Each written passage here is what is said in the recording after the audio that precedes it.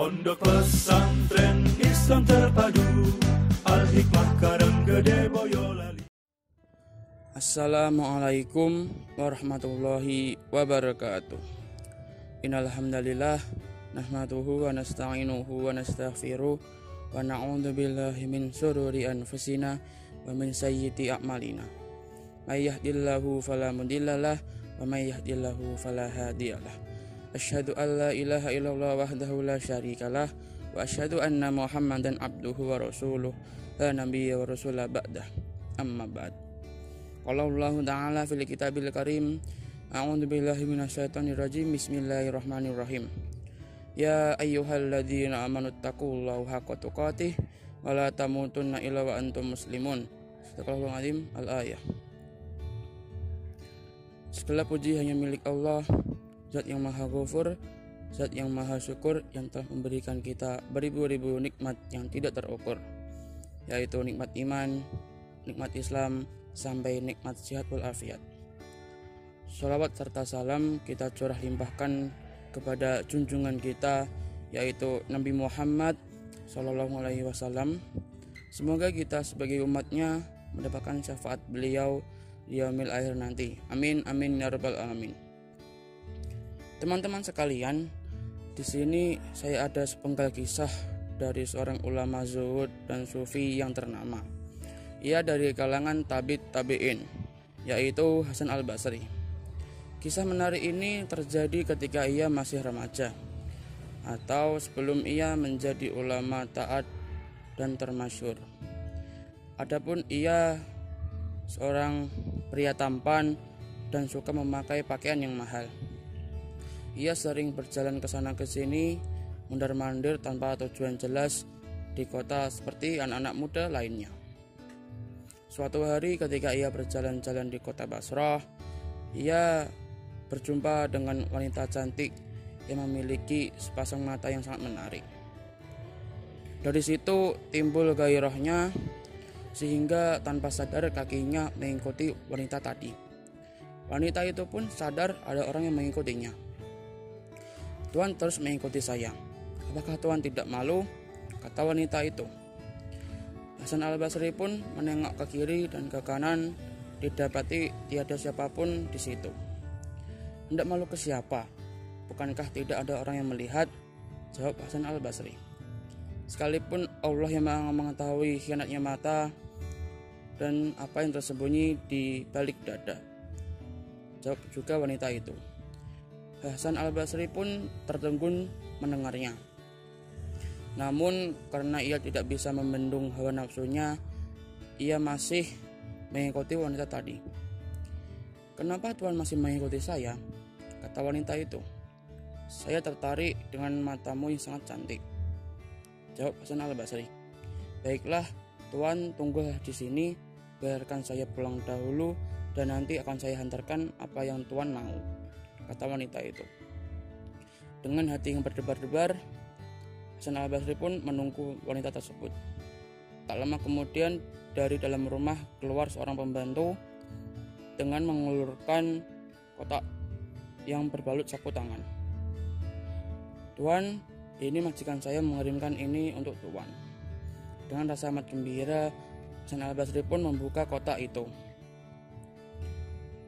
Tetapi yang didapati di kotak tersebut malah sebuah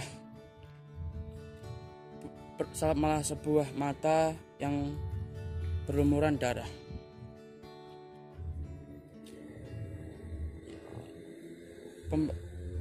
Tuan, majikan saya mengirimkan ini untuk Tuan karena ia tidak mau memiliki sepasang mata yang membawa fitnah atas orang lelaki. Maka dari itu ia mengirimkan ini untuk Tuan agar Tuan terbebas atau bisa menikmatinya. Ambillah Tuan, kata pembantu itu. Tubuh Hasan al-Basri pun menggigil dan ia pulang dengan semalaman menangis bertaubat kepada Allah. Keesokan harinya ia hendak pergi lagi ke rumah wanita itu untuk meminta maaf. Tetapi kata tetangga yang berdekatan, wanita itu telah meninggal karena terlalu sedih akan dosanya. Bergetar hebat hati Hasan mendengarnya, seakan tubuhnya mau tumbang. Selama 3 hari ia menangis di dalam rumah. Dan pada akhir malam yang ketiga, ia bermimpi bertemu wanita tersebut di dalam surga atau di taman surga. Wanita tadi pun menasihati Hasan al-Basri agar ia menjadi orang-orang yang soleh. Dan Hasan al-Basri pun mengamalkan nasihat tersebut sehingga ia dikenal sebagai wali yang zuhud, taat, dan termasyhur karena memiliki budi pekerti yang mulia. Dari cerita tersebut kita simpulkan bahwa setiap orang mukmin, baik itu laki-laki maupun perempuan, diwajibkan untuk menjaga pandangannya. Karena Allah sendiri telah berfirman dalam Quran surah An-Nur ayat 30 yang berbunyi, A'udzubillahi minasyaitonirrajim. Bismillahirrahmanirrahim. Qul lil mu'minina yaghuddu min absarihim wa yakhfadhu furujahum dzalika azka lahum innallaha khabirum bima yasnaun. Yang artinya, katakanlah kepada lelaki yang beriman agar ia menjaga pandangannya dan memelihara kemaluannya. Yang demikian itu lebih suci bagi mereka. Sungguh Allah Maha mengetahui apa yang mereka perbuat. Apalagi kita sebagai umat muslim yang beriman akan menyambut bulan yang begitu suci, bulan yang dimana pintu-pintu taubat terbuka lebar, yaitu bulan Ramadan. Di bulan Ramadan nanti kita sebagai umat muslim diwajibkan untuk menahan hawa nafsu. Salah satu contohnya yaitu menjaga pandangan. Menjaga pandangan sama saja memelihara tubuh kita dari api neraka. Nah, bagaimana cara menjaga pandangan kita ketika bulan Ramadan nanti? Tips-tips dari saya yaitu yang pertama, melakukan hal-hal positif seperti memperbanyak baca Al-Quran maupun hadis. Dan yang kedua, lebih mendekatkan diri kepada Allah sehingga bisa terhindar dari godaan tersebut. Dan yang ketiga yaitu bisa menjauhi tempat-tempat yang di dalamnya terdapat fitnah tersebut dan yang lain-lainnya.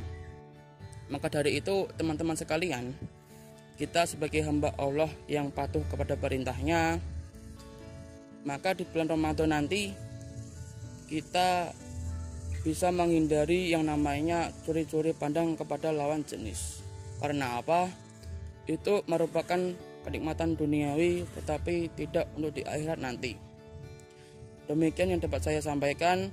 Apabila ada kesalahan kata mohon dimaafkan. Wassalamualaikum warahmatullahi wabarakatuh.